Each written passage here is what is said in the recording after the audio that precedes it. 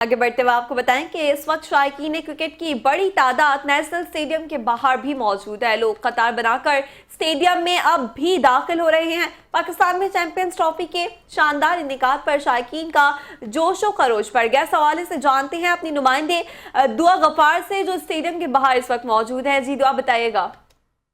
जी बिल्कुल, इस वक्त मैं मौजूद हूँ कराची स्टेडियम के बाहर गेट नंबर 12, जहाँ मेरे दूसरे तरफ में जो है वो चाइना ग्राउंड लगता है। यहाँ पर जो है अभी भी लोगों की बड़ी तादाद यहाँ स्टेडियम के बाहर देखी जा रही है, जबकि मैच स्टार्ट होने में काफ़ी टाइम हो चुका है। यहाँ पर मेरे साथ कुछ शायकीन क्रिकेट मौजूद है। आइए उनसे पूछते हैं कि आज वो किस खिलाड़ी से उम्मीद रखते हैं और किसको सपोर्ट कर रहे हैं। किसको सपोर्ट कर रहे हो, किस खिलाड़ी से उम्मीद है? हम पाकिस्तान को सपोर्ट करते हैं। हमें उम्मीद है फ़खर ज़मान पे। फ़खर ज़मान ओपनर आते हैं, हमें उम्मीद है फ़खर ज़मान सेंचुरी टॉप करेंगे।